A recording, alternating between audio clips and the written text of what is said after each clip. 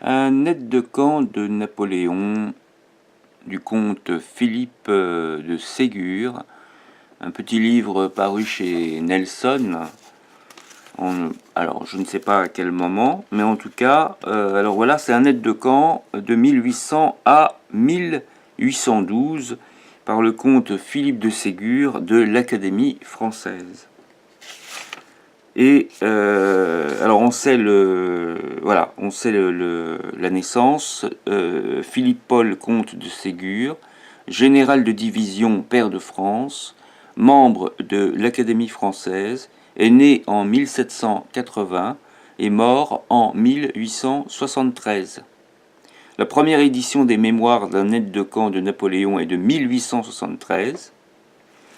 Et donc, il y a toute une table des matières. On va aller directement à l'introduction. Je commence les souvenirs de ma vie en parlant de mon père.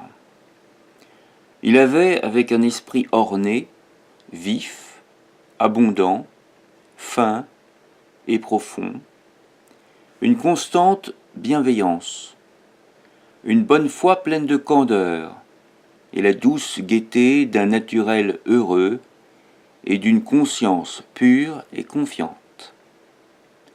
Quelle que fût sa perspicacité, une âme si loyale, si douce et si aimante, tombée tout à coup de la cour de la grande Catherine, où il avait été ambassadeur, comme d'un autre monde au milieu de notre révolution, n'en devait comprendre les passions qu'après en avoir éprouvé les atteintes.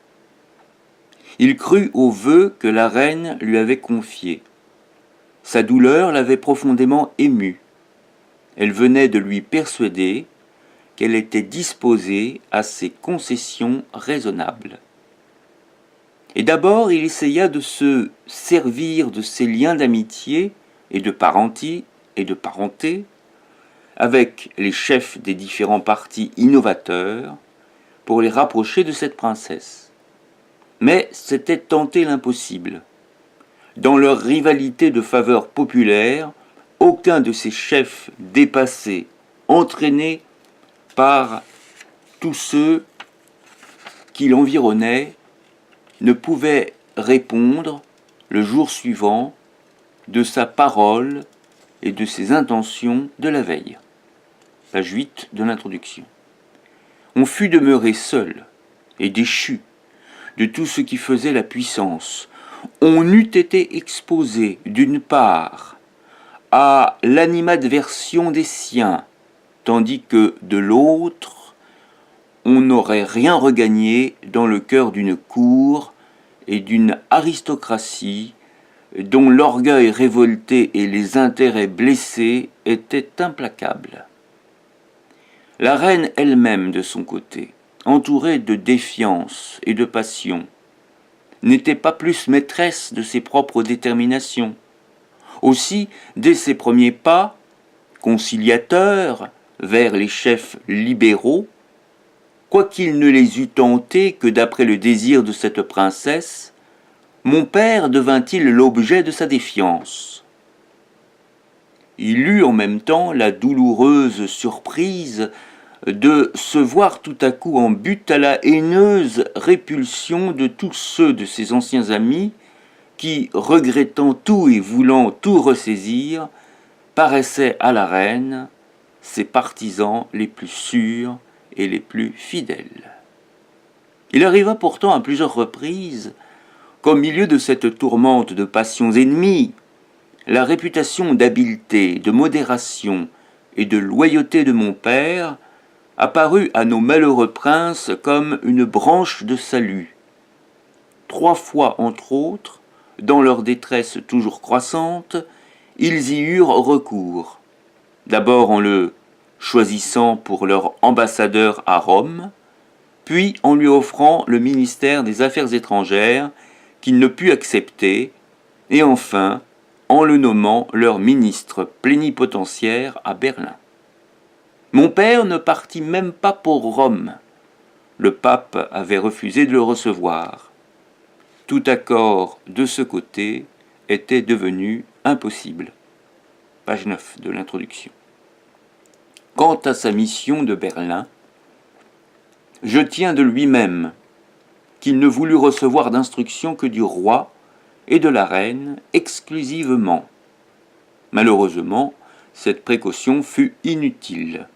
Ces instructions furent toutes pacifiques, mais soit dissimulation de nos princes avec leurs ministres plénipotentiaires, soit qu'après son départ, ils aient été entraînés dans une autre politique.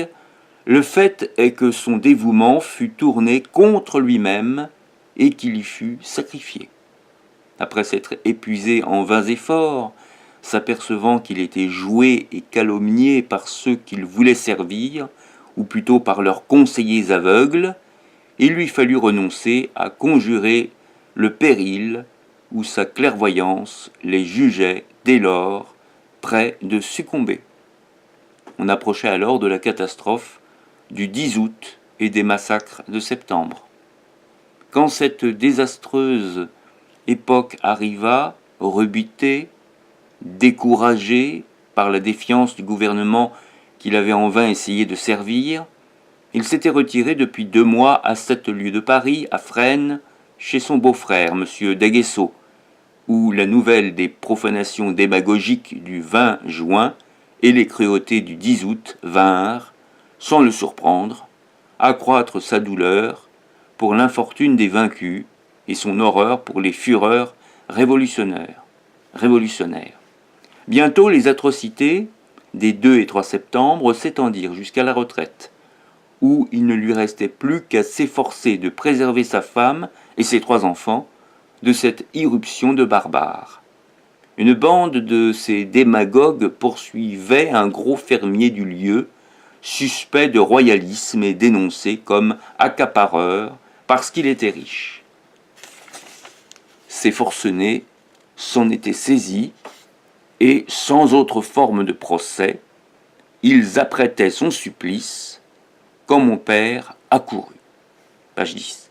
Il les harangua avec tant de bonheur que, subitement transformés, ces massacreurs passèrent tout à coup d'une horrible rage à un enthousiasme d'humanité non moins exagéré. Dans leur nouveau transport, ils forcèrent de boire et de danser avec eux, autour de l'arbre de la liberté, le malheureux fermier encore pâle et tremblant qu'un instant avant, ils allaient impitoyablement pendre aux branches.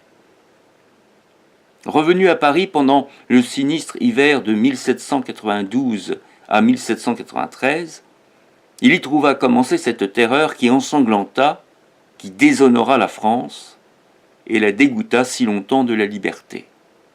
C'était un moyen de gouvernement dont on va voir que nos nouveaux historiens, admirateurs de Danton, ont le droit de lui rendre hommage. En effet, cette invention politique dont il s'est effrontément vanté date surtout de son ministère de la Justice et des massacres qu'il a organisés et avoués.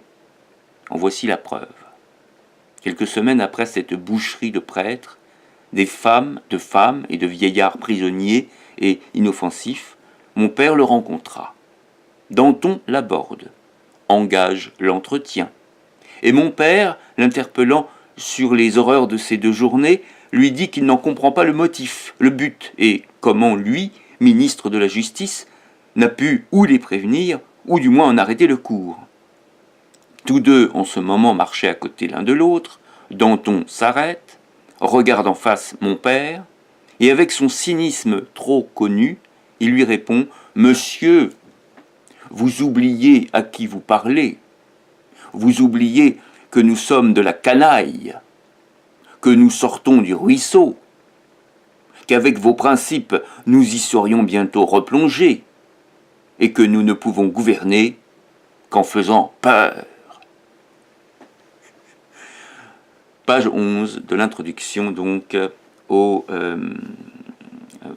mémoires, en quelque sorte, d'un aide de camp de Napoléon, du comte de Philippe de Ségur sur Chameroux Télé.